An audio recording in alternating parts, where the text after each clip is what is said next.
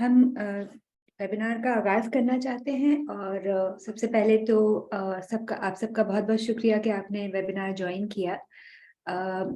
ये webinar knowledge forum और आरी कोलिशन की पार्टनरशिप के साथ हो रहा है। मेरा नाम जीनिया शौकत है और मैं द नॉलेज फोरम के साथ काम करती हूँ। द नॉलेज फोरम एक छोटा सा इदारा है जिसमें हम ह्यूमन राइट्स और डेवलपमेंट की थीम्स पर रिसर्च करते हैं। साथ साथ में हम कुछ पार्टनर्स के साथ काम कर रहे हैं जिनमें हम एनर्जी ट्रांजिशन के हवाले से काम कर रहे हैं। तो आज का जो हमारा ये वेबिनार है वो आरी कोलिशन जो कि क्लीन एनर्जी ट्रांजिशन को प्रमोट करता है, उनके साथ कोलैबोरेशन के साथ किया गया है। मैं आगे जाके हमारी आरी कोलिशन की कोऑर्डिनेटर मिस सना मोहम्मद से दरख्वास्त करूंगी कि वो आरी कोलिशन के बारे में आप लोगों को एक ब्रीफ इंट्रोडक्शन दें। इस वक्त अगर मैं थोड़ा सा इस वेबिनार का बैकग्राउंड आपके साथ शेयर करूं और उससे पहले थोड़े से हाउस रूल्स शेयर कर दूं। सो बेसिकली ये एक वेबिनार है जिसमें हमने स्पीकर्स और एक्सपर्ट्स को इनवाइट किया है और उन लोगों को इनवाइट किया है ऑडियंस के तौर पे जिनका हमारा ख्याल है कि जो इस डिबेट से फ़ायदा उठा सकते हैं। सो हमारी दरख्वास्त होगी कि हम अपने स्पीकर्स को पहले दावत देंगे कि वो बात करें वन बाय वन। हमारे पास 3 स्पीकर्स हैं। वो 10 से 15 मिनट के दौरान अपनी बात करेंगे, जिसके बाद फिर हम फ्लोर ओपन कर देंगे और आपके साथ क्वेश्चन आंसर का सेशन होगा। तो ये वेबिनार हमारी कोशिश होगी कि हम 5:15 तक इसको जारी रख सकें। अगर मैं थोड़ा सा ब्रीफ इंट्रोडक्शन कर दूं आज के प्रोग्राम का।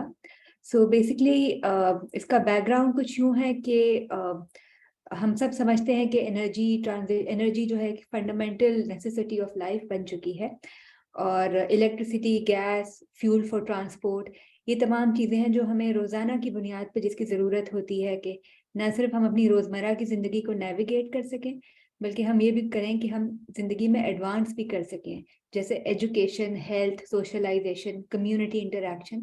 इन तमाम चीज़ों में हमें फ्यूल की ज़रूरत होती है, इलेक्ट्रिसिटी की, रोज़ाना के लिए गैस की। तो ये हमारी एक फंडामेंटल नेसेसिटी बन चुकी है। ये जो हमारी एनर्जी है that comes with a price, right. So इसके 2 एस्पेक्ट्स हैं, एक तो अवेलेबिलिटी है और एक अफोर्डेबिलिटी है। पाकिस्तान में पिछले बहुत अरसे से एनर्जी एक्सेस का मसला था कि आपके पास बिजली होती नहीं थी, बिजली मौजूद नहीं थी, पैदावार नहीं थी। लेकिन पिछले कुछ सालों में कुछ ऐसे इकदाम किए गए कि अब बिजली की पैदावार तो मौजूद है, फराहमी मौजूद है, लेकिन अफोर्डेबिलिटी के हवाले से कुछ मसाइल हैं। पिछले सालों में गवर्नमेंट ने कुछ ऐसे इकदाम भी इंट्रोड्यूस किए जिसकी वजह से एनर्जी प्राइसेस, जिसके तहत उन्होंने एनर्जी प्राइसेस को मार्केट के साथ अलाइन करने की कोशिश की, जिसका एक बुनियादी कॉन्सिक्वेंस ये हुआ कि एनर्जी सेक्टर के अंदर जो सब्सिडीज थी, जिसकी वजह से लो इनकम और मीडियम इनकम ग्रुप को फायदा होता था एक्सेस में, वो कम होती गई। तो अगर एनर्जी मौजूद भी है तो एनर्जी अफोर्ड नहीं हो पाती है, और जो कि एक बहुत अहम क्वेश्चन है कि पॉपुलेशन का कितना हिस्सा एनर्जी की अवेलेबिलिटी से फायदा उठा सकता है। साथ साथ में ये भी रिमाइंड कराना बहुत ज़रूरी है कि पाकिस्तान एक इम्पोर्ट डिपेंडेंट इकोनॉमी है और एक्सचेंज रेट के हवाले से बहुत ज़्यादा वॉलेटिलिटी का शिकार रहता है। हालिया जो क्राइसिस अभी हम देख रहे हैं, हम ये देख रहे हैं कि पाकिस्तान इस वक्त 37% रिकॉर्ड इन्फ्लेशन एक्सपीरियंस कर रहा है। 2021 में इन्फ्लेशन का रेट 9% था। हाउस होल्ड कंज्यूमर्स जो कि सबसे ज़्यादा यूजर्स हैं इलेक्ट्रिसिटी एनर्जी के, वो इस वक्त 50% राइज फेस कर रहे हैं एनर्जी की प्राइसेस के अंदर। तो इससे ये साबित होता है कि हाउस होल्ड जो है वो कि स्पेशली लो इनकम ग्रुप और मीडियम इनकम ग्रुप वो बहुत ज़्यादा मुश्किलात का सामना कर रहा है एनर्जी अफोर्डेबिलिटी के हवाले से। जब हम एनर्जी ट्रांजिशन की बात करते हैं तो इसके 2 पहलू हैं। एक तो ये कि आपने फॉसिल फ्यूल से दूर जाना है, जो कि ऑफ कोर्स एनवायरनमेंट और क्लाइमेट चेंज के लिए नुकसानदेह है, लेकिन साथ में आपने रिन्यूएबल्स की तरफ मूव करना है जो कि क्लीनर और चीपर समझी जाती हैं। हम ये देखते हैं कि पिछले सालों में कुछ इकदामात इस हवाले से हुए हैं। हम ये देखना, आज के जो वेबिनार है उसको हमने इसी ख्याल के तहत मुनाकिद करवाया है कि हम ये देखें कि इस वक्त जो इकोनॉमिक क्राइसिस आया हुआ है, स्पेशली जिसकी वजह से हाउस होल्ड की रियल इनकम इतनी कम हुई है, तो वो एनर्जी प्राइसेस को किस तरह नेविगेट कर रहे हैं, पास्ट में किस तरह के ट्रेंड्स रहे हैं उनकी एनर्जी यूसेज के हवाले से, एनर्जी अफोर्डेबिलिटी के हवाले से, फिर ये कि क्या ऑब्स्टेकल्स हैं जिनको क्लीन एनर्जी के रास्ते में जो रुकावट बने हुए हैं स्पेशली हाउस होल्ड के लिए, और किस तरह के इकदामात करने की ज़रूरत है कि ये ऑब्स्टेकल्स दूर हो सकें। ये आज के हमारे प्रोग्राम का बैकग्राउंड था। मैं सना से दरख्वास्त करूंगी कि वो रिन्यूएबल एनर्जी कोalition का एक ब्रीफ इंट्रोडक्शन करा दें, इसके बाद हम अपने स्पीकर्स की तरफ बढ़ेंगे। जी, थैंक यू। अस्सलाम वालेकुम जीनिया, थैंक यू सो मच। मेरा नाम सना है, जैसे आपको जीनिया ने बताया है। थोड़ा सा मैं आपको रिन्यूएबल एनर्जी कोalition के बारे में बताती हूँ। हम जो हैं एक ग्रुप ऑफ allied ऑर्गेनाइजेशंस है और इंडिविजुअल्स भी हैं, इसमें इंस्टीट्यूशंस भी हैं, थिंक टैंक्स हैं, एनजीओज है, सिविल सोसाइटी। तो basically we work on accelerating the portion or the share of renewable energy in Pakistan's energy mix. और हमारी कोशिश यही है कि हम फॉसिल फ्यूल से हम फेज आउट करें, उससे हम हटें और ज़्यादा से ज़्यादा रिन्यूएबल एनर्जी का जो शेयर है वो बढ़ाने की तरफ जाए। And so we do this by a couple of things. एक हम policy advocacy करते हैं, we advocate for effective policies and raise public awareness around that. And so एक तो हम stakeholders के साथ engagement पे काम करते हैं, and by engaging with stakeholders means everybody who's in this ecosystem, that would be ministry हो गई, नेप्रा हो गया, even World Bank, ADB, civil society, NGOs, and all of that. And so here we act as a facilitator of sorts, and we try to bring everybody together. And ये करने के लिए हमने काफी एक energy transition network भी बनाया है, और हम उस हवाले से ही dialogues और conferences arrange करते हैं. Just recently we had a diplomatic engagement event in which we sort of facilitated all the missions and the embassies in Islamabad, in Pakistan, to sort of come together and then push for renewable energy by obviously by speaking with their governments उस end पे, and then again with और हम इसमें mostly एक facilitator का role ही play करें. दूसरी चीज जो हम करते हैं वो it's by pushing by driving the narrative in the mainstream media. तो उसके लिए we have radio shows, we have TV programs, and we have podcasts and stuff like that. And then the third thing that we do is pushing the narrative online. So that would be social media campaigns, ताकि masses तक और आम public तक ज़्यादा से ज़्यादा awareness पहुंचे. So it's top down and then it's bottom up. So we try to cover it from both angles. And so that is pretty much the work that we do. And thank you, Zinia, for having this webinar. इसकी अभी बहुत ज़रूरत भी थी, तो बहुत ही अच्छे time पे आपने इसको ऑर्गेनाइज कर दिया है. KKF जो है नॉलेज फोरम जो है वो एक प्राइमरी मेंबर है रिन्यूएबल एनर्जी कोalition का, और मिल के ही सारा जो है ना काम ड्राइव करते हैं. तो that's pretty much it about the coalition. You can move on to the speakers and we can begin this. बहुत If शुक्रिया anybody Sana. has any questions, please you can always ask me or email me. Chat box में आप लिखते. Thank you, बहुत शुक्रिया सना। अब हम अपने प्रोग्राम की तरफ बढ़ते हैं। बुनियादी तौर पे हमने इसको 3 हिस्सों में डिवाइड किया है, जो थीम्स हम कवर करना चाहते हैं। एक तो हम समझना चाह रहे हैं इकोनॉमी की पिक्चर, उसमें एनर्जी जनरेशन का क्या लैंडस्केप है। फिर हम देखना चाहते हैं कि हाउस होल्ड के ऊपर क्या इम्पैक्ट होता है जब एनर्जी प्राइसेस बढ़ती हैं, और वो फिर किस तरह इस क्राइसिस को नेविगेट करते हैं। और फिर हम ये देखना चाहते हैं कि किस तरह के ऑब्स्टेकल्स हैं जो क्लीन एनर्जी के रास्ते में हैं, और किस तरह की पॉलिसी रिकमेंडेशंस हो सकती हैं जो इनको बेहतर बना सकती हैं। इस हवाले से हमने 3 ऑनरेबल स्पीकर्स को दावत दी है। सबसे पहले हमारे साथ डॉक्टर कैस असलम मौजूद होंगे। डॉक्टर कैस प्रोफेसर हैं इकोनॉमिक्स के यूनिवर्सिटी ऑफ सेंट्रल पंजाब के जो बिजनेस स्कूल है उनके साथ। साथ साथ में डॉक्टर कैस पहले गवर्नमेंट कॉलेज यूनिवर्सिटी के डिपार्टमेंट ऑफ इकोनॉमिक्स के चेयरपर्सन भी रह चुके हैं, और उन्होंने university of national and global economy Bulgaria से पीएचडी भी हासिल की है।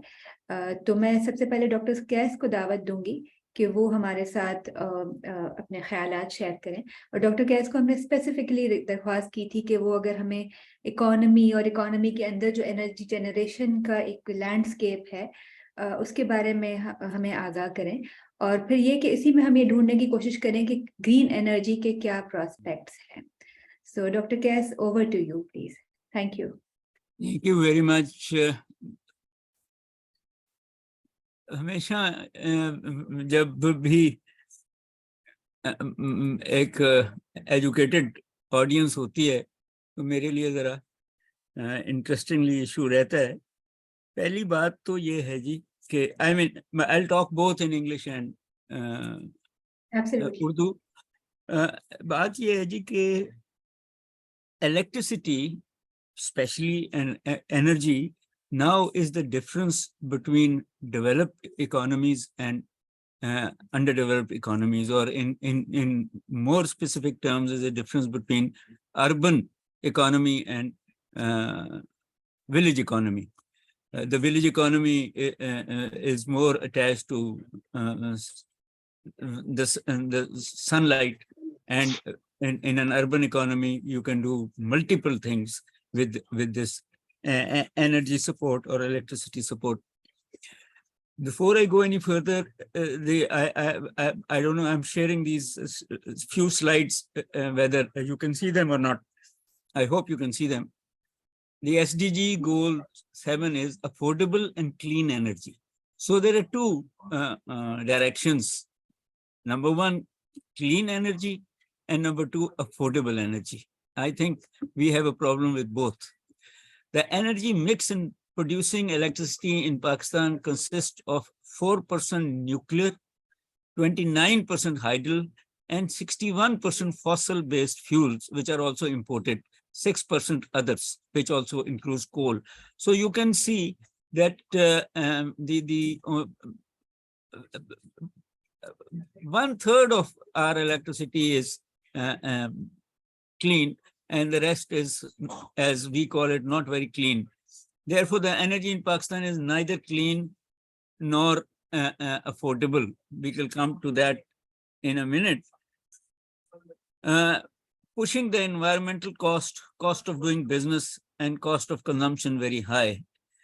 Now, Pakistan has an untapped potential of electricity generation, 100,000 megawatt from Thar coal, 56,000 megawatts from hydel, 150 megawatts from, excuse me, just 1 second, and 50 megawatts from solar, from wind and solar, and we are not using it.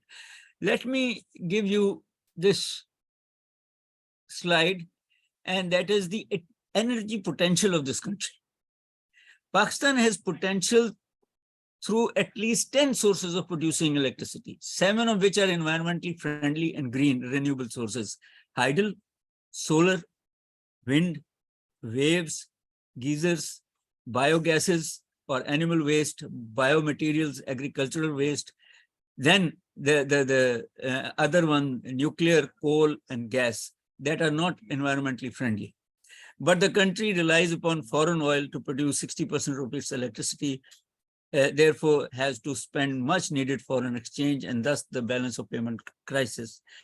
Technologies that produce electricity both with the government and the IPPs are mostly old, substandard or second-hand. Therefore, every rupee invested in energy sector produces electricity of rupees 25 paisas and creates a circular debt which further burdens the taxpayer and electricity consumer. There are line losses as well as stealing of electricity by the government. 70% of electricity is not paid by the government itself. Big businesses 20%, and even poor people by 10%, creating a vicious circle of losses and inefficiencies that further make electricity usage expensive, further increasing cost of investment and living in Pakistan. Most of the gas produced in the country has been eroded by domestic consumption of cooking, electricity production, industrial usage, and used in fertilizers. Pakistan's successive governments have imported LNG at very expensive rates, thus increasing the cost of gas and electricity. We have two ways of supplying gas. One is through the pipes, where there are leakages and inefficiencies, and the other is for the poorer consumer who goes and gets those cylinders filled and have other issues. September 2022, the prices of electricity were rupees 13 per kilowatt per household and rupees 42 per kilowatt for businesses, which include all components of electricity bill, such as cost of power, distribution, and taxes. Under the rupees 335 billion financing plan for a new surcharge in 23-24 fiscal year, there would be a 43 paisas additional cost per unit to protected consumer. So the surcharge would increase to 3.23 per unit for all consumers throughout. The LESCO charge would be below 100 units, about 13 rupees, and above 100 units, 13.5 rupees per unit. And I have seen if you use one AC to 24 hours, the electricity bill goes up between 80,000 with other appliances to 125,000. Now the minimum wage in Pakistan is 25,000, which comes to rupees 833 per day. Almost 80% of Pakistanis, 246 million population, live and earn below 1,000 a day, which now they are making 30,000 as minimum wage. With electricity cost of rupees 13 per unit for poor people, inflation rate at 46.5 weekly inflation and 36% yearly inflation. Therefore, the poor household would have difficulty in even using one light bulb, one fan, and to meet expenses of other needs of life. I'm not adding the petrol prices and such forth. I'm not adding the price of roti of 25 rupees for 10 persons, which takes away all the money. So the question arises, how would the children of the poor go to school to be educated in order to become skillful and productive in an economy where they can't afford electricity? For renewable energy usage, the average cost of installed solar panels per watt, I hope the statistics is right, is between 0.9 and $1.5 per watt for the materials and additional 25% for the labor. This means you'll spend somewhere between $1.10 and $1.90 per watt in total to install solar panels. But can the poor household afford this cost? The lowest price of Jinko 540 watt mono crystalline solar panels in Pakistan, you would know more about that, is rupees 54,500, and the estimated average price is the same. Therefore, the solution, in my view, is solar providers should bear the cost of infrastructure and installation and charge monthly electricity usage rent from the poor domestic consumers at rate much lower than the LESCO rate. In other words, sell eco-friendly electricity rather than solar panels and equipment. That, I think, is the solution. It will solve both the problems. If you remember, when we did not have electricity or large load sheddings, then a large amount of people in rural areas installed one solar panel to a shop or two solar panels to a house and went away from the grid. At that time, Pakistan was the fastest growing solar panel. Now we have multiple problems that if you attach your solar panels to the grid, you have to give some transaction cost to and such forth, and that can be afforded by upper middle class. So our issue is that how do we take this environmentally friendly? The other issue, which I have not put it here, is can we install windmills on the Makran coast and then through those windmills supply electricity to Sindh and Balochistan, solar panels in Punjab, and such forth. The solutions are there. The whole issue is how to help enhance the lifestyle of the poor and poorest of the poor through these innovative, environmentally friendly ways. I think I've said enough. The rest I would, but the cost of electricity and energy is making life difficult for a larger part of the population to become part of the 21st century. And I worry for my future generation, because till such time they do become part of this 21st century, we will carry on having these economic problems where the economy is going down to 0.2%. The interest rates are 21%. The inflation, we have already said, poor cannot survive. Middle class cannot survive. Middle class is going into a crisis. So somewhere solutions have to be thought out of the government. The government should now leave the people to make the solution. Only they should have policy where providing this electricity through cleaner sources cheaper. Thank you very much. Thank you so much, Dr. Qais Aslam. I think this was very useful क्योंकि आपकी जो specific आपने एक हमें walk through कराया है जो पाकिस्तान का energy pricing का जो सारा landscape है, और उससे ये बात सामने आती है कि बहुत ज़्यादा जिसे कहना चाहिए कि non alignment है या divergence है लोगों की ज़िंदगी की day to day realities, economic realities और energy की जो प्राइसिंग जिस तरह से की जाती है, प्रोडक्शन के जिस तरह से फैसले होते हैं, जिसकी वजह से प्राइसेस पे फर्क पड़ता है, बहुत ज़्यादा डाइवर्जेंस है. सो बिल्कुल लोगों की जो डे टू डे जिंदगी है और अफोर्डेबिलिटी उससे मैच नहीं करता. So that was very useful. और आई थिंक ये एक बहुत अच्छा बैकग्राउंड भी है हमारी जो नेक्स्ट प्रेजेंटेशन है डॉक्टर सोफिया अनवर की तरफ से, जिसमें हम ये देखना चाहेंगे कि हाउस होल्ड्स किस तरह नेविगेट करते हैं. वो पिक्चर जो डॉक्टर कैस ने अभी खींची है, high energy prices, energy access, और ये कि इवन जो सॉल्यूशंस हैं रिन्यूएबल्स के, वो भी हाउस होल्ड्स के लिए बहुत महंगे और बहुत मुश्किल हैं.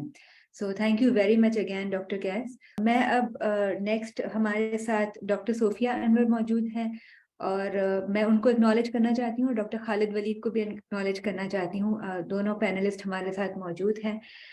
डॉक्टर सोफिया अनवर का ताल्लुक गवर्नमेंट कॉलेज यूनिवर्सिटी फैसलाबाद के साथ है, जहां पर वो dean management and administrative science के तौर पर काम करती हैं. उनका रिसर्च इंटरेस्ट इकोनॉमिक्स और एनर्जी से मुताल्लिक है.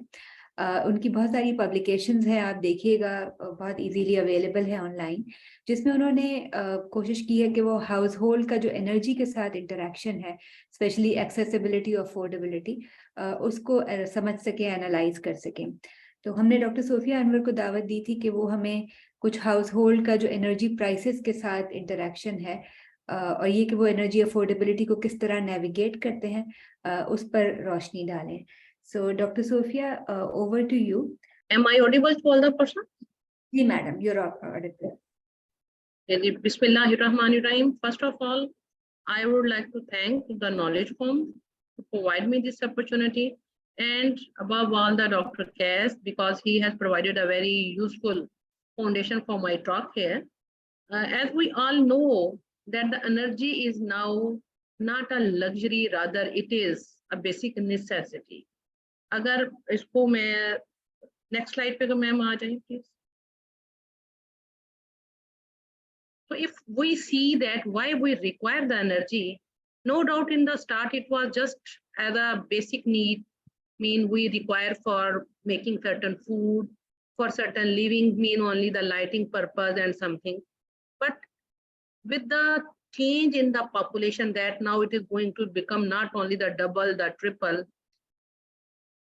it has increased the pressure on all the resources that we are going to utilize for making food, for earning food, for the transportation. So whenever there is increase in the population, it requires more certain sources to facilitate the people for this all process. And definitely land is limited, the air, the sky is the same, but we are not going to exploit these all for these things. So increase in population and then the increase in the urbanization. More land is going to be under the urban sector, more roads, more industry. It has paved the way for a shift in the lifestyle. Now the people, they prefer to wear the dresses 3 times a day, that has to be ironed. They require many type of the food, they require to refrigerate the food.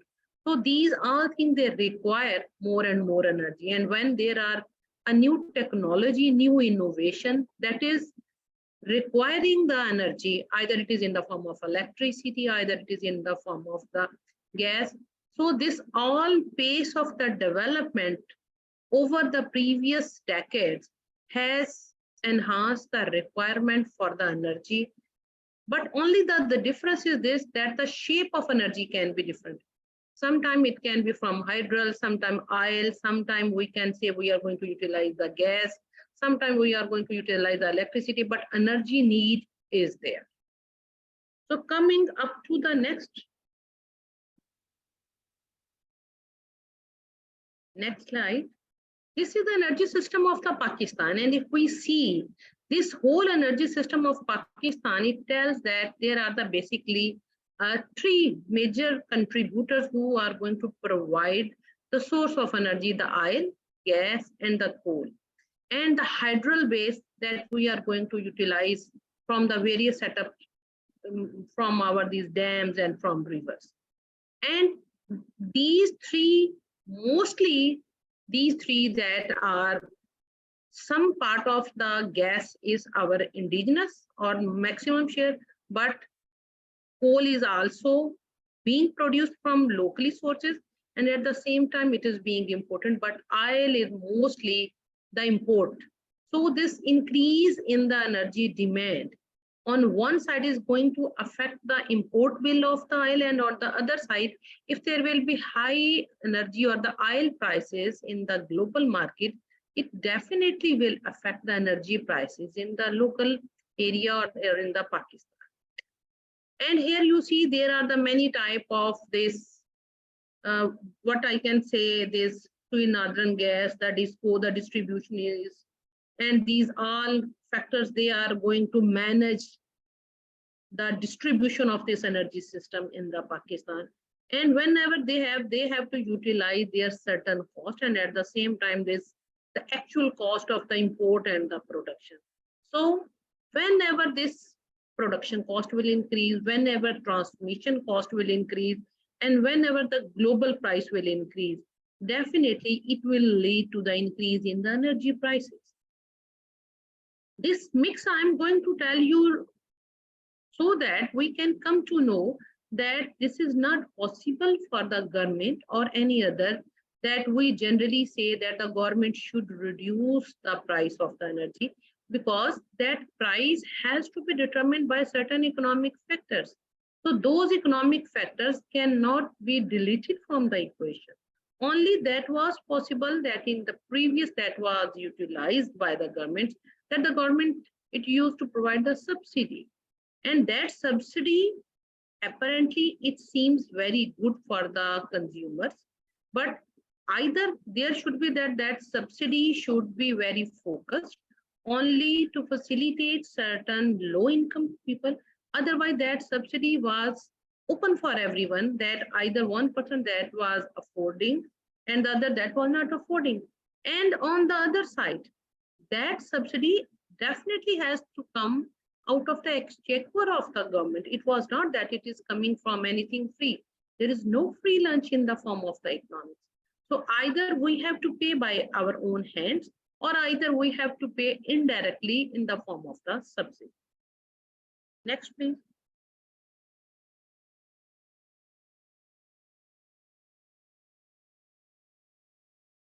A previous, I think we have skipped one. Okay.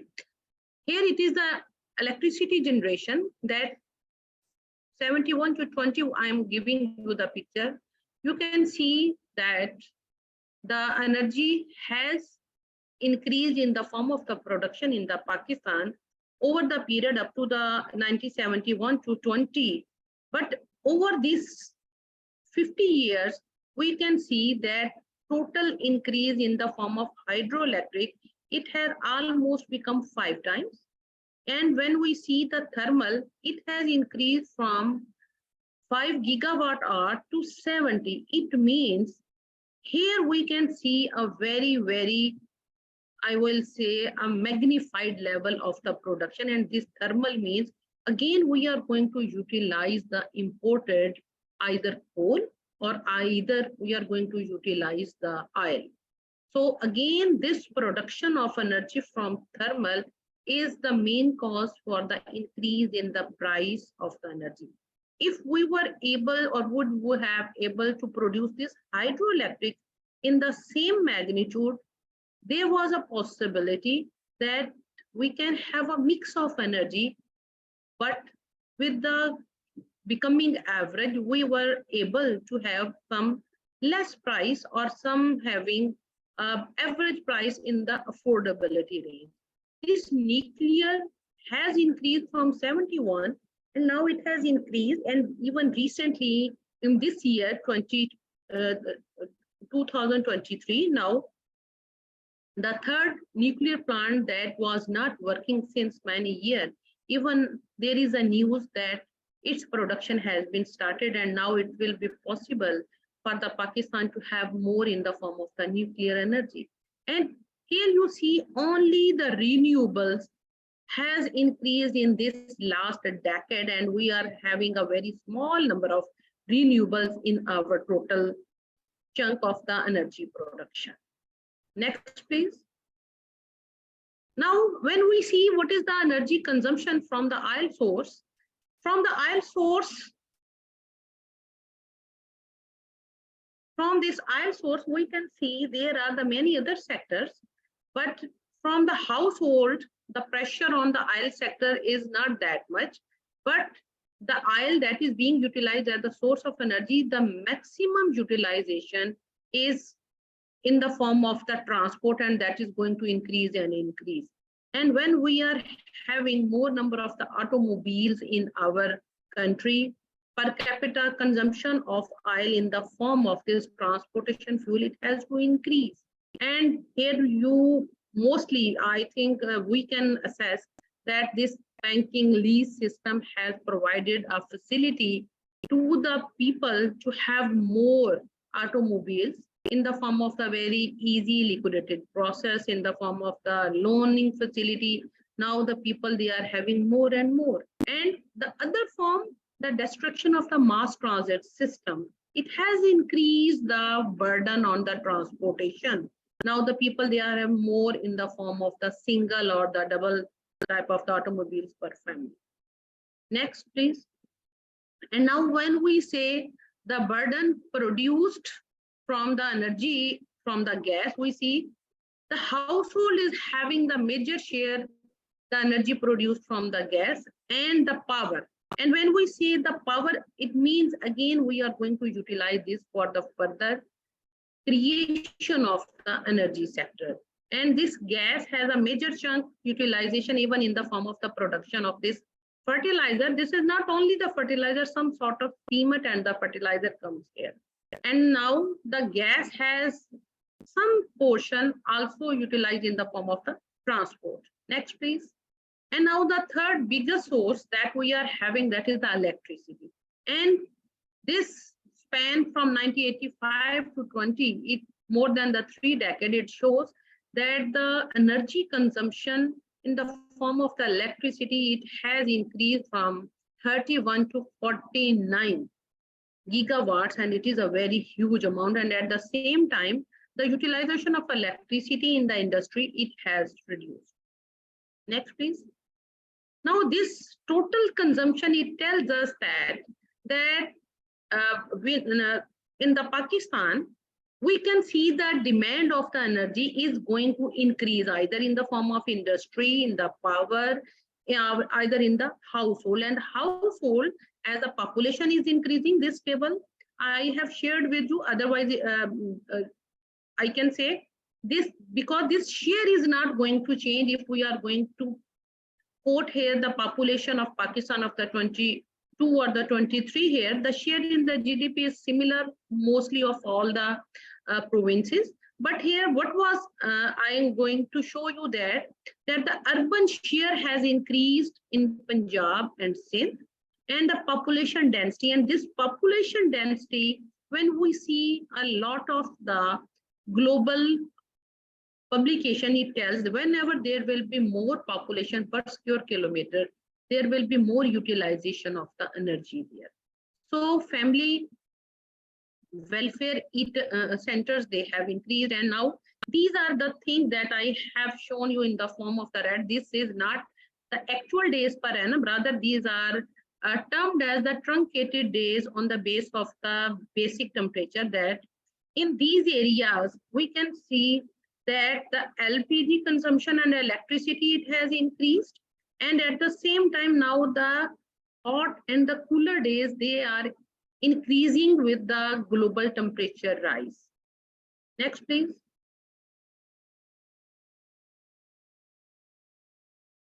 So in the previous slide, we have seen that the production has declining, but at the same time, with very factors from the import, we are able to have certain production and the supply, but our demand is going to increase and increase. And here we can see that there are the basic sectors where in lighting, household requires the energy, in cooking, household requires the energy, for the cooling, for the heating. And now in the previous 2 to 3 decades, we have seen that the IT equipments or the digital equipments, they also require the energy, because now due to the, I can say some terrorism factors or some time of uncertainty, now we are not going to allow our kids to go out for their walk or for certain time of the play. And now they are going to sit in our house for their energy, I can say for their study parameters, or at the same time for their entertainment, and mostly they are busy with the digital equipment that require the energy. And the most utilization of energy that has increased per household is also in the form of the transport. Next, please. Keeping in all these things, now there was a survey of the World Bank in 2016 that we have utilized for this analysis, and I have presented this with one of my students has utilized this data for his doctoral thesis, a component of his doctoral thesis, and we have presented this also in the form of research paper. I will share you with the source of that paper. Here are total number of the households from the Pakistan, they were collected with certain sort of information, and then it was calculated that what is the share of their budget on all the aspects. And here we can see that this is the total budget. If the household is having income less than 15,000, and then from 15,000 to 25,000, and like this, the household, they were divided in the 4 type of the category. And we see that this bar, it shows that more than 50 to 60% the share was allocated to the food. And when it comes to this transport and energy, this again a major chunk is allocated to this, and this lighting and the other energy and the fuel. And when it comes to the other household, the share, because it is not in the form of a form what I in rupees, it is in the form of the share. So like this is the peri-urban sector. Peri-urban means that is having some sort of the metropolitan and the urban like this. Next, please. And when it was previous, please, this bar chart, and when it was compared here with this rural sector, we can see this the utilization of this blue and the pink mean this is the fuel and the energy. This share was the less as compared to the other sector, that was the urbanization. It means that mostly the share of the energy utilization in the urban sector, And at the same time, the more share is in the form of this rural income people they are having, but the maximum share is out of the food. Now coming to the next slide, when we see this is the source of that paper, and even you can study in detail. Please next. And when we have utilized all this, there is also our data related to Punjab, to the Sindh, to Pakistan, and this help. We have calculated it means that the share of the income that has investment on the energy sector is more in the form of the rural income people or the low income people. It means no doubt they are having the less absolute expenditure on the form of the energy, but that is a very good share in out of their income. This is the basic equation of the economics that mostly economists they know, but rather all they will be. But for the layman, I'm just going to share that whenever there is any commodity, and we just want to analyze that what will be the impact of the change in the price, we utilize this equation. So there will always be the two parts. One that will be the shift in the quantity demanded due to price, and the other that due to the shift in this purchasing power. Coming to the next slide. This gives us all this, that what will be the elasticity of the demand or the price elasticity of demand. And so generally we know that when there will be no change, we will say this is zero price elasticity. If unit change 1, and if greater than 1, it may be the infinity. And in between this infinity and 1, there can be 1.5 or the 2 or the 3, and likewise some other. Please next slide. And this shows our substitution here. But for the energy, I have studied the one paper that was in the PIDE, one of my students, this Shumaila, that has utilized the data of the highest, and then we came up that this substitution, that when we say that the people they will substitute if the price will increase, and they will reduce their consumption somewhat, but due to this substitution effect. But if there will not be availability of any other substitute, there is possibility that we can substitute just within the energy sector. Mean we can substitute electricity with, we can say, from the generator source, that we are going to provide the energy from the form of this petrol or the utilization of the diesel, or we can have for this lighting source the gas utilization, and like this, because energy can be substituted from not any other thing, only with the energy sources.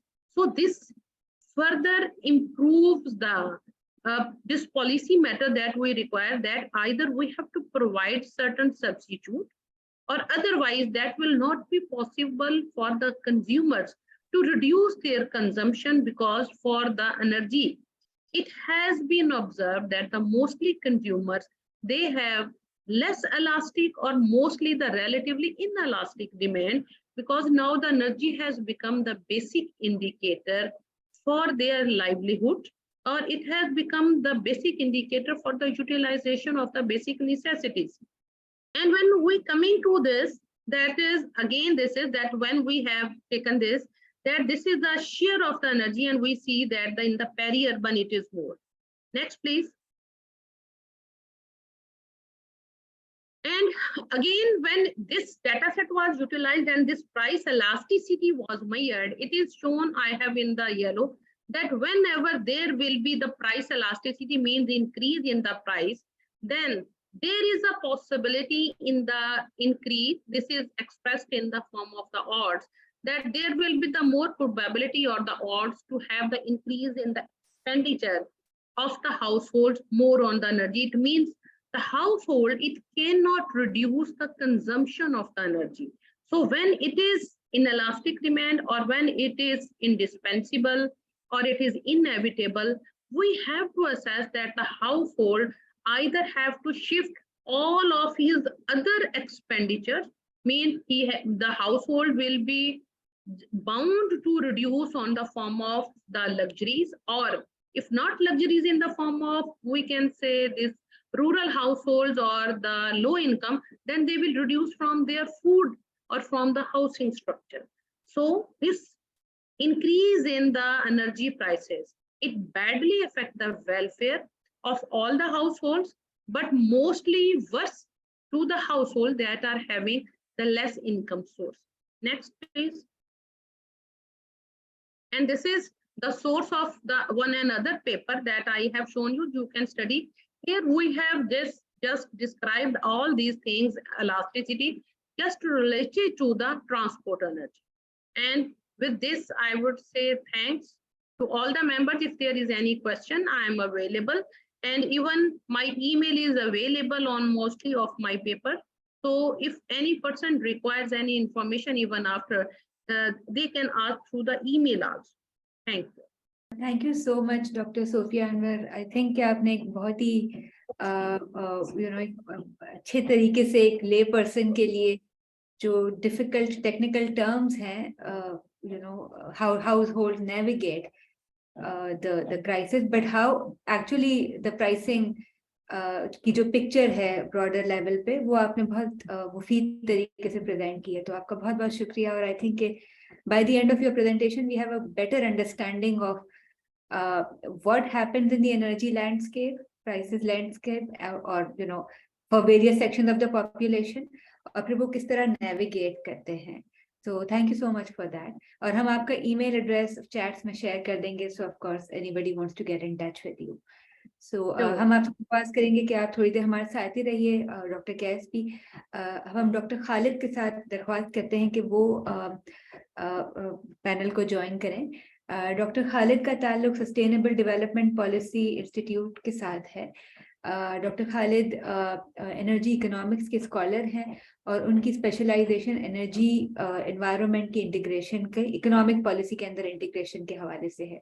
Doctor Khalid ने energy economy में economics में PhD भी किया है और अब वो research lead के तौर पे काम करते हैं सस्टेनेबल डेवलपमेंट पॉलिसी इंस्टीट्यूट के एनर्जी यूनिट के साथ.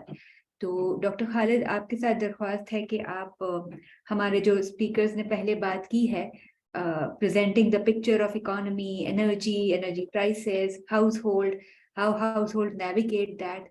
तो अगर आप हमें गाइड करें कि किस तरह से, किस किस्म के ऑब्स्टेकल्स हैं हाउस होल्ड के लिए क्लीन एनर्जी की तरफ मूव करने के लिए, और किस तरह की पॉलिसीज का होना जरूरी है जो कि इस ट्रांजिशन को यकीनी बना सके. So over to you doctor Khalid. Thank you so much, Zinia. Thank you so much, Knowledge Forum, RE Coalition, and respectable speakers, Dr. Qais and Dr. Sofia. Thank you so much for presenting such an insightful presentation. So I am Dr. Khalid Waleed. Zinia has very humbly mentioned and introduced me. So the contents of my presentation, I would be discussing the crisis, household energy transition, what are different barriers, policy challenges, and what is the way forward. So what is the crisis at household level in Pakistan? I would say it is a national crisis. लेकिन हो क्या रहा है हमारे households में? There is a vicious circle of economy, energy, and environment. At household level, economy is in turmoil. Households की income जो है वो real income वो कम हो रही है. They are going into energy poverty. When they are going into energy poverty, वो unsustainable fuels जो है वो use करते हैं in the form of firewood, in the form of kerosene, in the form of dung cakes, agriculture residuals, and what they get into it is the bad environment or indoor pollution जो है वो create होता है. Indoor air pollution जो है वो खराब होती है, which causes respiratory illness or other form of illness, जिसकी वजह से उनके expenditures on health increase हो जाते हैं, और जब वो increase होते हैं तो household economy फिर से खराब हो जाती है, and this cycle continues. So this is the vicious circle of energy, economy, environment at household level. So as Zinia has already mentioned, and Dr. Qais and Dr. Sofia also mentioned, that there is two-pronged, two-faceted crisis in Pakistan in terms of household energy transition or energy level. Is first one is that there is accessibility issue, and then there is affordability issue of fuel. What is household energy transition? These are two models, different models, which are used to study or explain household level energy transition. First one is known as energy ladder model, which shows the linear movement from one fuel to other fuel. At the lowest step of this energy ladder comes dung cake or animal residual, then agriculture residual, then firewood, coal, charcoal, kerosene, LPG. As we move up towards the ladder, then natural gas, and lastly, the electricity. To be specific, electricity generated through renewables, that is the most cleanest and modern form of uh, uh, fuel that can be used at household level. Then comes energy stacking model. Energy stacking model is same like energy ladder model, but it says that households can use multiple fuels as well. For example, some households use electricity for cooking, lighting and heating and cooling purposes, while they use firewood or natural gas or LPG for cooking purposes. So these are two models: energy ladder model and energy stacking model. What is the main objective of households or policymaker is to make households move up the ladder or up the stackings. So how fuels are ranked in our economy or in the literature of energy economics. There is a framework known as 6 E's framework. A fuel is ranked on the ease of access, ease to collect, how it is collected, ease to use, how accessible or how easy to use a fuel. For example, for firewood, it is very difficult to use firewood, but in the case of natural gas or natural gas stove, it is very easy to use. You have to just click a button and it would turn on. Uh, then this is economy. What is the price of a fuel for at rural areas? Firewood and other form of animal residuals or agricultural residuals, they are cheaper for households. So they rank fuel on the basis of economy or prices. Then there is efficiency. In terms of efficiency, electric stoves, they are efficient as compared to firewood or other form of traditional fuels. Then lastly, there is environmental factors. What are different emissions or what are different emission levels that is associated with fuels. So what is the dilemma here is households, they rank fuel differently and policymakers, they rank fuel differently. While households look into the dimensions of accessibility, collectability, usability, and economy. Policies are mostly based on what is the efficiency of a fuel, how beneficial for environment a fuel is. So there is a contradiction between these two choices. Households choose fuel differently and policymakers. So we need an integrated sort of ranking mechanism so we can lower our households toward efficient and environment friendly fuels. What are different challenges in terms of household energy transition? Dr. Qais has mentioned that, or Dr. Sofia mentioned that at household level, there are multiple services that we need to perform. First one is lighting.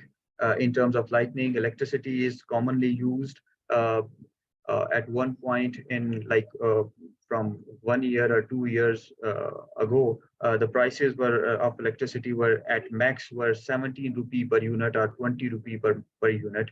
Now at max slot are above 700 units, it is 35 rupee per unit, which means there is a 105% increase in the prices of electricity. Second service that we need to perform is heating or cooling. Again, it is done by electricity. Third service is cooking.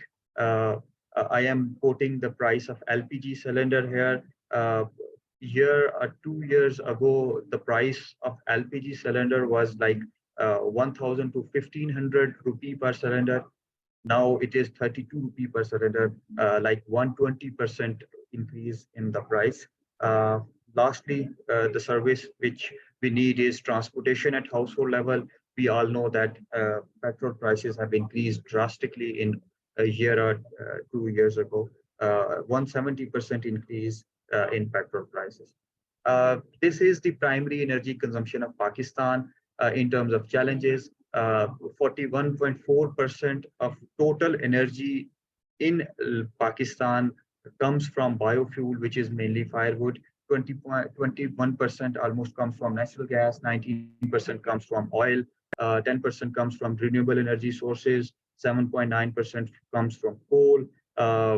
It is forecasted that currently it is like 88.9 million tons of oil equivalent or total primary energy consumption. It is forecasted that by 2030, it would cross 100 million tons of oil equivalent by 2030. What is the challenge here is that our natural gas reserves are depleting. According to Asian Development Bank, 70% of total natural gas reserve will be depleted by 2030. So we would be needing some alternative to cover this gap of 20% of our total energy requirement, which in a very bad scenario can be recovered or covered by coal or oil or firewood. This would make our SDG look bad. SDG 7 would deteriorate. So what we need to do is we need to have renewable energy sources in our energy mix so that we can make up for this depleted gas resources. Again, colleagues have talked about that residential share is higher. This is contrary to world practices. The graph shows compares Pakistan, the world trends, India and China. You can clearly see that residential share in Pakistan is greater than India, China, and the trends in the world. Why is that? Because there is in Pakistan, it is high share of biofuel, which is lower, which is very lower in efficiency. Or rural population, we are one of the largest countries in terms of rural population proportion. Then there is access versus availability issue. So another very alarming picture. This data is latest available household integrated expenditure surveys published by Pakistan Bureau of Statistics. This graph shows that the primitive fuel shares, which is biofuels, which is firewood, dung cake, or agricultural waste, it is increasing in Pakistan. So we can infer that Pakistan is not climbing up on energy ladder model, which is very alarming for us. This is the bifurcation of that data in urban households and for rural households. We can clearly see that in both households, the share of traditional or primitive fuel is increasing, which is alarming for Pakistan. Another graph, percentage of clean cooking fuels. This is the percentage of clean cooking fuels at household level for India. There are almost 70% of households consume clean cooking fuels. This graph shows for Pakistan, at least 50% household consumes cleaner fuels.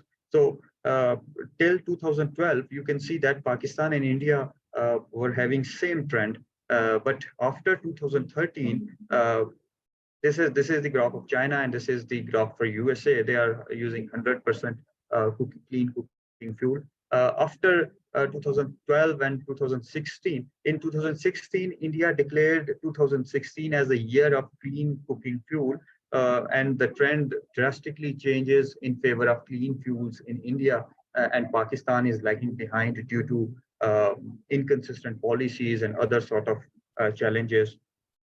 This is something from my research paper. These are some barriers to energy transition at household level. I have divided into three major categories. First one is household specific barriers, then socio-economic, then geographical, and lastly the infrastructural barriers. What are different household specific barriers? Household size, the estimates show that जितना ज़्यादा household size होगा उतना ही आप ज़्यादा primitive fuels use करेंगे. Then there is dwelling types, roof, rural areas में आप जितना है वो ज़्यादा प्रिमिटिव फ्यूल यूज करते हैं. In terms of socio-economic factors, जितनी अच्छी household income है, they would be tend towards using more cleaner fuels. Then savings, landowners, वो लोग जो रूरल एरियाज में reside रहे हैं और उनके पास काफी सारी लैंड है, they would be consuming more primitive fuels. Then there is price issue. जितनी ज्यादा प्राइस होती जाती है आप उसकी कंजम्पशन कम करते जाते हैं, and you tend to go towards cheaper alternatives. Then there are some geographical factors, in terms of infrastructure factors. वो households जिनके पास supply chain mechanism बड़ा अच्छा है और they are connected to road, a good quality of roads, they tend to use more modern fuels or cleaner fuels. In terms of COVID, आपके पाकिस्तान में estimates हैं कि 10% consumption बढ़ गई थी आपके cleaner, in times of COVID 10% consumption जो है वो increase हो गई थी traditional fuels की. So these are some barriers specific to households जो कि आपको energy transition की journey में जो है वो आते हैं. What is the way forward, और किस तरह से हम policies को devise कर सकते हैं? The only solution to this problem is that we start electrification. Not just electrification, renewable energy को use करते हुए we need to have increase the share of electricity. क्या करना चाहिए? Electricity use करनी चाहिए stoves के लिए, cooking practices के लिए, and for transportation purposes electric vehicles, particularly for two-wheelers and three-wheelers, because ये वो two forms of vehicles हैं जो कि हमारा middle income group जो है वो बड़ा frequently use करता है. Then energy conservation होनी चाहिए, obviously daylight का optimal use होना चाहिए, housing designs, materials किस तरह से बन रहा है, energy efficiency, efficient appliances होनी चाहिए, efficient stoves होने चाहिए, renewable energy connected with distributed generation और community grids होना चाहिए, so that हम जो है जब alternatives ढूंढ रहे हो natural gas का, तो हम जो है वो electric stoves को use कर सकें, those stoves जो कि powered by renewable energy and not by the coal generated energy or something. Then some behavioral changes we need, education at household levels. One of the important factor is female bargaining power at household level. मेरा ही एक research paper है जो कि बताता है कि अगर एक household में female की bargaining power ज़्यादा है और female educated हैं, females decision making में ज़्यादा involved हैं, they tend towards making sustainable choices in terms of cleaner fuels, अच्छे stoves, cleaner fuels. Government incentives हमें चाहिए, not in the form of कि हम petrol prices कम कर दें और इस तरह से कम कर दें कि एक पेजारो वाला, एक लैंड क्रूजर वाला भी वही प्राइस पे कर रहा है और एक बाइक वाला middle class, lower middle class भी वही प्राइस पे कर रहा है. So we need to have targeted subsidies, energy cash grants we need, clean cooking strategies हमें चाहिए, stoves जो हैं वो अच्छे होने चाहिए at households, so that we can go towards energy transition at household level, renewable energy.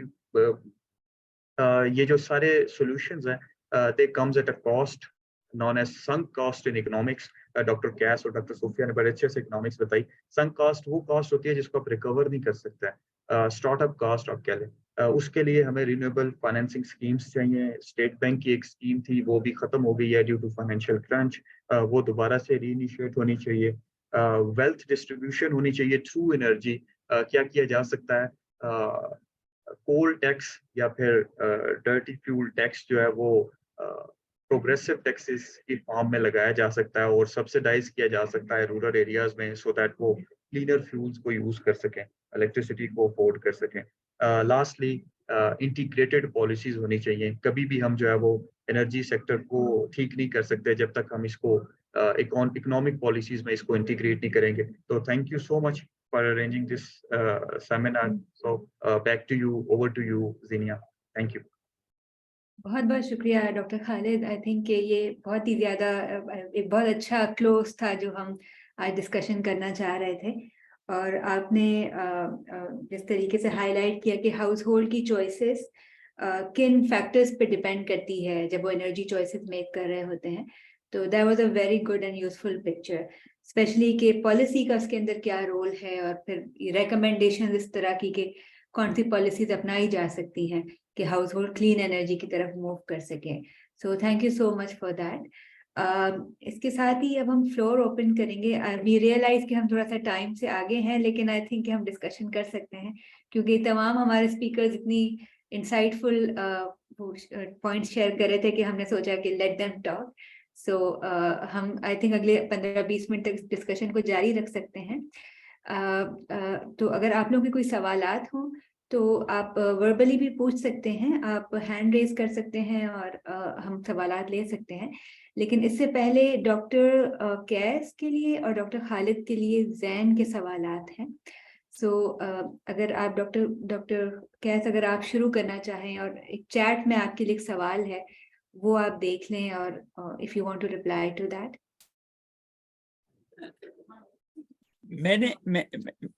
मैंने देखा है वो सवाल, and to some extent I agree कि जब तक गवर्नमेंट अपनी जो ओवर रेगुलेशंस हैं उसको कम नहीं करेगी, हम इन सॉल्यूशंस तक नहीं पहुंच सकते।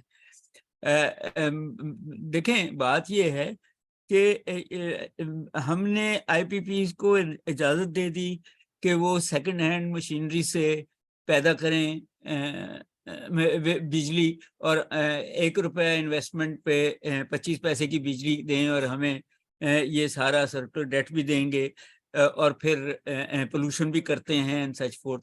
मेरा ये ख्याल है कि जब तक हम ये रिन्यूएबल एनर्जी सोर्सेज को और पुरानी एनर्जी सोर्सेज को कंपटीशन नहीं कराएंगे और चॉइसेस हाउसहोल्ड्स को नहीं देंगे कि वो clean as well as cheap energy sources की तरफ जाएं, हम सॉल्यूशंस की तरफ जा नहीं सकते। और इसके अंदर गवर्नमेंट की intervention why monitoring of quality के मेरा नहीं ख्याल के कुछ और होनी चाहिए in this market economic days.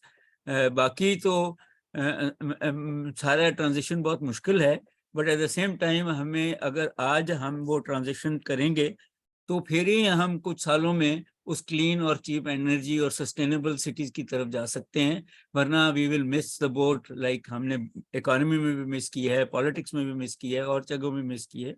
तो ये बहुत ज़रूरी है कि गवर्नमेंट अब अपनी इंटरवेंशन छोड़ के चॉइसेस दे लोगों को कि कम्युनिटीज खुद ही रिन्यूएबल सोर्सेज को इस्तेमाल कर लें। Thank you doctor Qais. Doctor Khalid, आपके लिए भी एक सवाल है जैन की तरफ से, चैट में है, अगर आप उसका जवाब देना चाहें। हाँ जी, पर्टिनेंट क्वेश्चन जैन का एज ऑलवेज। जी बिल्कुल। अभी मेरे पास वो कंपैरेटिव एनालिसिस तो है नहीं है, काम कर रहे थे हम लोग उस पर, ज़रूर पब्लिश हो जाएगा।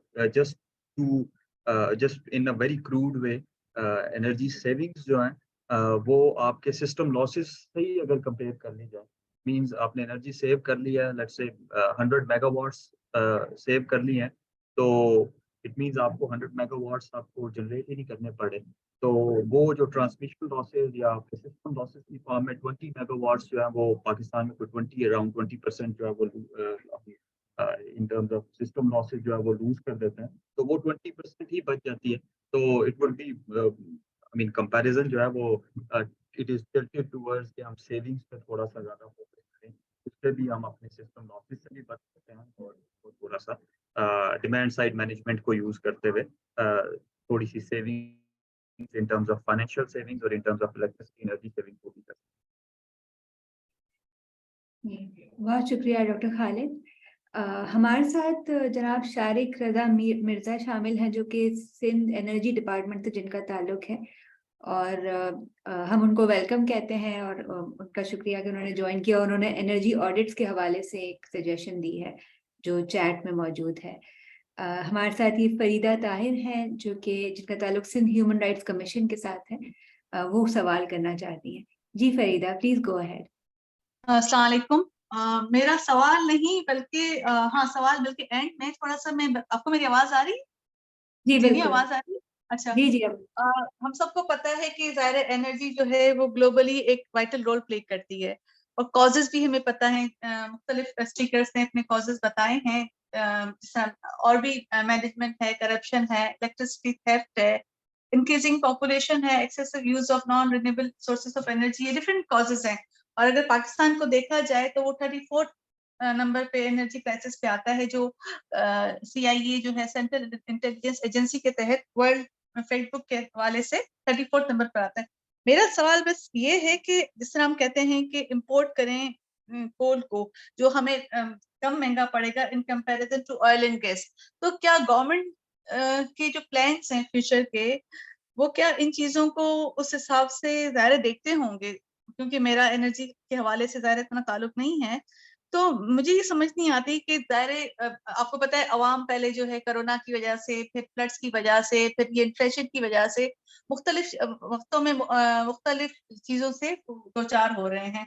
तो क्या गवर्नमेंट के क्या फ्यूचर प्लान्स हैं इन चीजों को कोप अप करने के लिए? किस तरह इन चीजों को वो लेके चलना चाह रही है? क्योंकि हम ये कहते हैं ना कि कोल हम इंपोर्ट करें, हालांकि कोल हमारे पास ही पैदा होता है, लेकिन हम इंपोर्ट करें तो कंपैरेटिवली हमें सस्ता पड़ेगा in comparison to oil and gas. तो बस ये छोटा सा मुझे समझ नहीं आ रहा था कि हम क्यों उन चीजों पे उस हिसाब से नहीं फिगर आउट करते चीजों को। बस थैंक यू। एक जनरल क्वेश्चन है, कोई भी आंसर कर दे इसको। Thank you Farida. I think doctor Khalid Walid इसको आंसर कर सकते हैं, क्योंकि उन्होंने कुछ गवर्नमेंट के हवाले से रिकमेंडेशंस भी दी हैं। और तो मैं doctor Khalid could you allow me to answer this question? Okay, अगर आप बात करना चाहते हैं तो आप इंटरव्यू कीजिए और फिर डॉक्टर खालिद की तरफ चलेंगे, और मैडम सोफिया भी कुछ कहना चाहती हैं। तो शारिक साहब आप जरूर, क्योंकि आप you are within energy department, so please. जी, कोल के हवाले से, क्योंकि कोल इंपोर्ट के हवाले से जो बात की गई है मैडम ने सवाल किया, तो कोल पे इंपोर्ट पे तो बिल्कुल बैन लगा दिया फेडरल गवर्नमेंट ने। और मेरी भी बात हुई थी चेयरमैन नेपरा से, और मैंने भी अपना केस यही रखा था कि आप इंपोर्टेड फ्यूल तो बिल्कुल आप माइनस कर दें, ठीक है। अब जो इंस्टॉल्ड हो चुके हैं, ठीक है। इवन के जो एग्जिस्टिंग हमारे पावर हाउसेस हैं इंपोर्टेड कोल पे, उनको भी गवर्नमेंट ने इनिशिएट की थी स्टडी के उनको आप किस तरह कन्वर्ट कर सकते हैं। तो उसमें काफी प्रॉब्लम्स है, 100% नहीं हो पाएगा और 20% हो जाएगा, ठीक है। उसके अलावा और जो एरियाज हैं जहाँ पे इम्पोर्टेड कोल यूज होता है, सिविल इंडस्ट्री है, कुछ शायद रोलिंग इंडस्ट्री है, और टेक्सटाइल इंडस्ट्री भी जहाँ पे इम्पोर्टेड कोल यूज होता है, तो they are also looking toward third coal. और जो है वो, क्योंकि इम्पोर्टेड कोल उनको बहुत महंगा पड़ रहा है, तो इम्पोर्टेड कोल पे तो बिल्कुल लास्ट टाइम ही जब मेरी बात हुई आईजी साहब के हवाले से, नेपरा के चेयरमैन ये बता रहे थे कि हमने बिल्कुल बंद कर दिया, बैन कर दिया। तो ये सूरत हाल है इम्पोर्टेड कोल के हवाले से। Thanks for the clarity, thank you very much, thank you. शुक्रिया शारिक साहब, बहुत थैंक यू। आई थिंक ये जरूरी था इस पॉलिसी के बारे में जानना।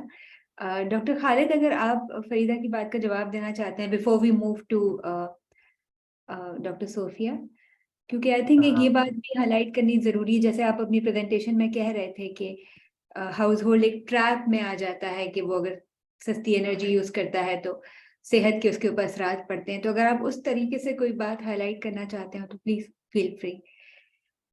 हाँ जी, Farida, thank you so much. Relevant question था आपका।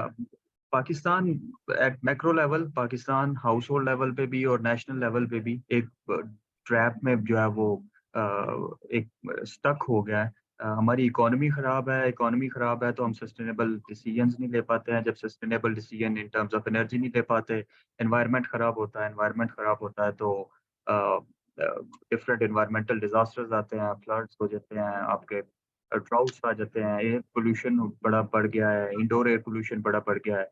उससे फिर दोबारा से इकोनॉमी जो है वो ख़राब होती है और ये सर्कल जो है वो कंटिन्यू रहता है। तो इसको ठीक करने के लिए आई गेस पॉलिसी लेवल पे जो चीज़ होनी चाहिए, फर्स्ट ऑफ ऑल वो rigorous ground level data sets available होने चाहिए हाउस होल्ड लेवल के। सिर्फ एक सर्वे अवेलेबल है, तो उसमें भी जस्ट 2 क्वेश्चंस हैं जो कि एनर्जी चॉइसेस को बताते हैं, हाइस का या पीबीएस जो करता है Pakistan bureau of statistics. I guess household level का डेटा जो है वो अवेलेबल होना चाहिए, फ्यूल कंजम्पशन का, फ्यूल यूजेज का, एनर्जी चॉइसेस का, सो दैट बेटर प्लानिंग और बेटर एस्टिमेट्स के साथ एनर्जी पॉलिसीज जो है वो बनाई जा सकें। तो आई थिंक डेटा अवेलेबिलिटी और उसकी बेसिस पे पॉलिसी बने, that is the step in the right direction. शुक्रिया डॉक्टर खालिद। जी डॉक्टर सोफिया, आप कुछ कहना चाह रही हैं? आपका हैंड रेज्ड है। I think, am I audible to all? जी जी Okay. मैं यहाँ पे तमाम मेंबर्स भी मौजूद हैं और अभी हम मोस्टली अभी तक सिचुएशन हमारी ये ना कि हम सारी सप्लाई मैनेजमेंट पे पॉलिसीज पे चल रहे हैं. Mean either we have to increase the supply और ये हम में से कभी भी किसी ने डिमांड मैनेजमेंट का नहीं सोचा. Demand management does not mean कि हम अपनी डिमांड को रिड्यूस कर लें कि एनर्जी यूटिलाइजेशन. डिमांड की नीड कहाँ से अराइज होती है. अब देखिए एक शख्स इस वक्त एवरेज हाउसिंग आप कराची का एस्टिमेट कर लें, फैसलाबाद का, इस्लामाबाद का, अगर 5 मरले का एक घर 1 से 1.5 करोड़ में बन रहा, हम उसमें एवरी नेसेसिटी जो है हम वो उसमें लगा रहे हैं. तो हम उसमें एक बजट क्यों नहीं रख सकते कि हमने जहां 2 करोड़ लगाना है हमने 20 लाख का सोलर प्लांट भी लगाना है. या हम उसमें हम ये क्यों नहीं करते कि हमने हाउसिंग स्ट्रक्चर कौन सा यूटिलाइज करना है.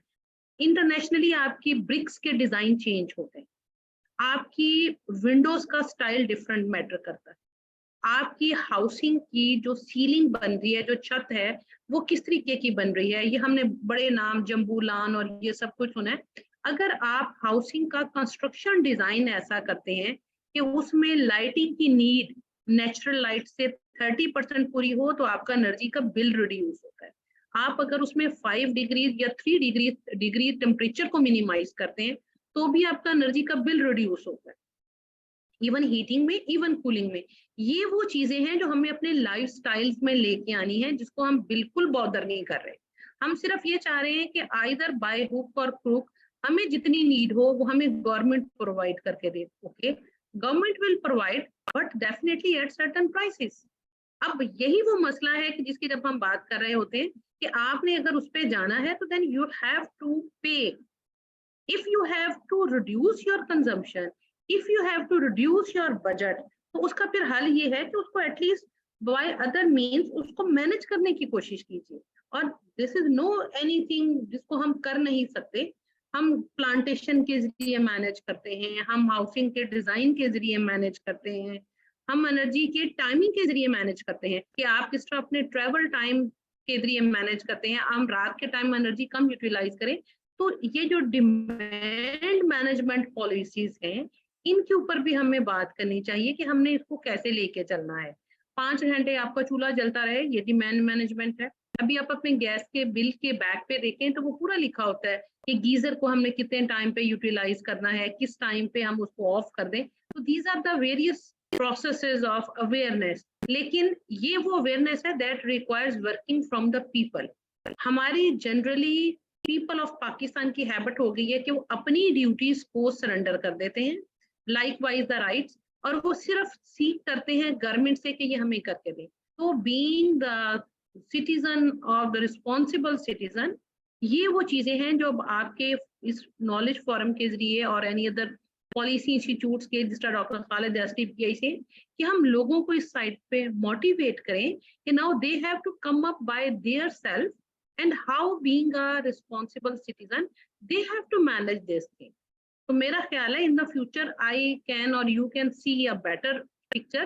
Previous 10 years से during my travel to Multan मैंने बहुत सी जगहों पे देखा कि लोगों ने even there are having the fish farms, और फिश फार्म में बहुत हैवी ट्यूबवेल्स लगे हुए हैं उनके पास नहर के किनारे.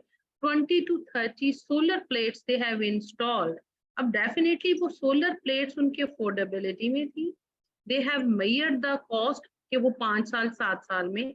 तो इस तरीके से अगर हम लेके आए, हमें एनर्जी वो लेके आए, सोलर प्लेट्स चीपर हों, लोकली कंस्ट्रक्टेड हो, क्वालिटी अच्छी हो, पीपल दे विल शिफ्ट. उसी तरह हमारा बिल्डिंग मटेरियल हमें वो लेके आना है जिसकी एनर्जी कॉस्ट कम हो. जो हमारा इस वक्त स्टाइल ऑफ कंस्ट्रक्शन है ना, जिसमें हम बहुत ज्यादा आयरन यूज करते हैं, ये आयरन कल को जब रिक्वायर करता है तो हमसे एनर्जी ज्यादा रिक्वायर करता है कूलिंग के लिए भी और हीटिंग के लिए भी. तो समवट इसमें एक हमें पैनोरामा पिक्चर देखनी होगी और उसमें तमाम सेक्टर्स को लेके आना होगा कि वो energy saving material for construction भी दें, फॉर हाउसिंग भी दें और like. Thank you so much doctor Sophia. I think ये जो डिमांड साइड की आपने बात की ये बहुत अहम थी. और जैसे आप बात करें कि it is just not about energy policy, electricity policy, it needs to be a number of other policies including किस तरह आपकी हाउसेस बनते हैं, किस तरह आप कि इवन जो चीज़ें क्लाइमेट चेंज को रीइंफोर्स करती हैं, वो पॉलिसियाँ, वो सब देखने की ज़रूरत है. सो thank you so much for highlighting that. I think ये यूजफुल नोट था जिस पर हम अपनी आज का सेशन ख़त्म कर सकते हैं. तो अनलेस किसी के कोई सवालात हों, मैं तमाम स्पीकर्स का बहुत बहुत शुक्रिया अदा करूंगी, specially doctor Qais, doctor Khalid, doctor Sophia. आपने बहुत ही हम जैसे लोग जो कि बिल्कुल ही टेक्निकल टर्म्स के साथ ज़्यादा समझ नहीं रखते, आपने हमारे लिए बहुत ही अच्छी तरीके से इसको ले आउट किया है. तो आपका बहुत बहुत शुक्रिया उस हवाले से. मैं इस बात को एम्फसाइज करना चाहूँगी कि हम ये कोई वन ऑफ डिस्कशन नहीं है. इसको इस महीने कराने का मकसद भी ये था कि चूंकि अब बजट के हवाले से बहुत बातें हो रही हैं, तो किसी तरह से ये एरियाज को भी पिक किया जाए. तो हम पूरी एफर्ट करेंगे कि मीडिया में इसको इफेक्टिवली हाईलाइट कर सकें, इसके ऊपर 1-2 आर्टिकल्स भी कमीशन करवा सकें जो आज गुफ्तगू हुई है. और साथ में हम जिस कंसोर्शियम के साथ काम करते हैं तारा, उनको भी हमने कहा था कि आज के दिन जो हमारी गुफ्तगू होगी और उस हवाले से जो रिकमेंडेशंस आएंगी, तो वो इंटरनेशनल एजेंसीज जो कि एनर्जी ट्रांजिशन को सपोर्ट कर रही है, हम उनके सिस्टम में ये चीज़ें लाना चाहते हैं कि पाकिस्तान में एनर्जी ट्रांजिशन को आम लोगों के लिए किस तरह से मुमकिन बनाया जा सकता है. सो आपकी ये जो बातें हैं, यूजफुल बातें, वो यकीनन रिकॉर्ड का हिस्सा भी बनेंगी और हम इसको आगे लेके जाने की कोशिश करेंगे. सो बहुत बहुत शुक्रिया आप सबका, specially doctor Khalid, doctor Qais, doctor Sophia. और हम बिल्कुल आपको फ्यूचर में भी इन कन्वर्सेशंस के साथ शामिल रखेंगे. सो आई थिंक इसके साथ ही हम इस वेबिनार का इख्तिताम करते हैं. और good day, good evening everybody, and we'll inshallah have you back in another webinar very soon. Thank you everybody.